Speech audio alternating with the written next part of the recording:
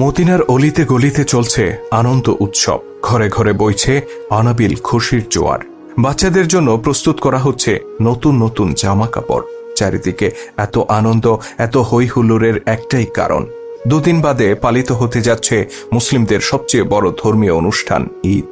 মদিনার ঘরে ঘরে যখন ঈদের খুশি, তখন হযরত ওমর রাদিয়াল্লাহু তাআলা আনহুর ঘরে দেখা গেল বিষণ্ণতা।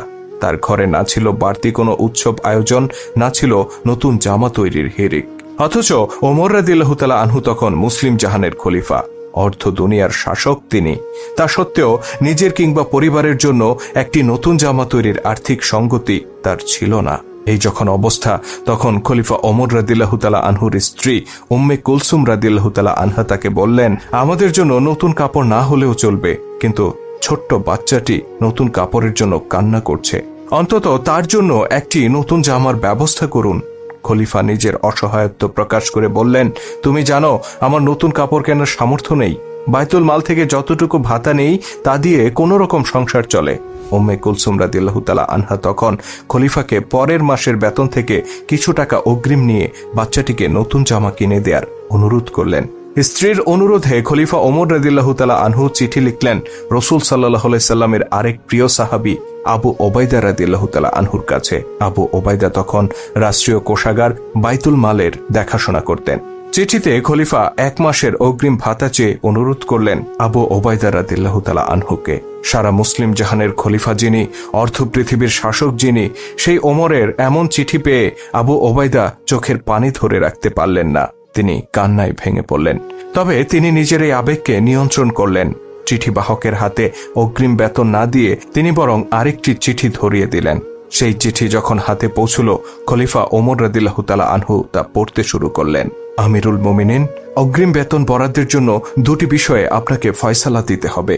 প্রথমত, আগামী মাস পর্যন্ত আপনি বেঁচে থাকবেন কিনা। দ্বিতীয়ত, বেঁচে থাকলেও আপনি খলিফার দায়িত্বে বহাল থাকবেন কিনা।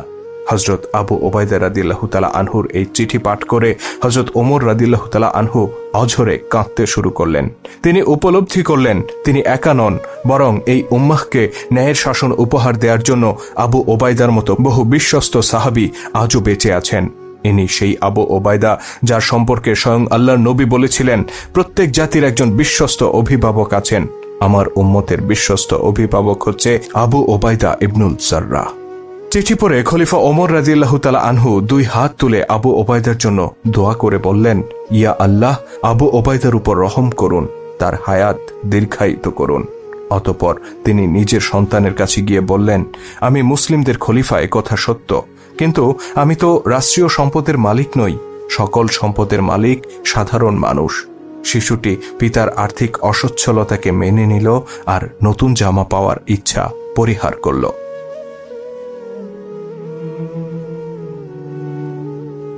খলিফা হিসেবে দায়িত্ব নেয়ার পর থেকেই হযরত ওমরের সংসারে নেমে এসেছিল অভাব অনটন। পরিবার পরিজন নিয়ে খেয়ে পরে বেঁচে থাকার জন্য নিতান্ত যতটুকু প্রয়োজন ছিল, রাষ্ট্রীয় কোষাগার থেকে ঠিক ততটুকুই ভাতা গ্রহণ করতেন তিনি। সামান্য আরামায়েশ কিংবা সন্তানদের শখ আহ্লাদ পূরণ করার জন্য বাড়তি কোনো সুযোগ সুবিধা তিনি গ্রহণ করতেন না। একবার হযরত আলী রাদিয়াল্লাহু তাআলা আনহু, ওসমান রাদিয়াল্লাহু তাআলা আনহু ও তালহা রাদিয়াল্লাহু তাআলা আনহু পরামর্শ করলেন যে খলিফার এই মাসোহারা যথেষ্ট নয়, তাকে বাইতুল মাল থেকে আরো কিছু অর্থ বাড়িয়ে দেওয়া উচিত। কিন্তু এই প্রস্তাব খলিফা ওমরের কাছে কে পেশ করবে? তাদের 3 জনের একজনেরও সাহস হলো না। অবশেষে ওমর রাদিয়াল্লাহু তাআলা আনহুর কন্যা ও রাসূল সাল্লাল্লাহু আলাইহি সাল্লামের স্ত্রী হাফসা রাদিয়াল্লাহু তাআলা আনহার কাছে গিয়ে তারা তাকে এই প্রস্তাব উত্থাপনের অনুরোধ করেন। হাফসা রাদিয়াল্লাহু তাআলা আনহা পিতার নিকট এই প্রস্তাব তুলতেই তিনি ক্ষিপ্ত হয়ে উঠলেন। জানতে চাইলেন কারা এই প্রস্তাব দিয়েছে। আম্মা হাফসা রাদিয়াল্লাহু তাআলা আনহা কোনো উত্তর দিলেন না।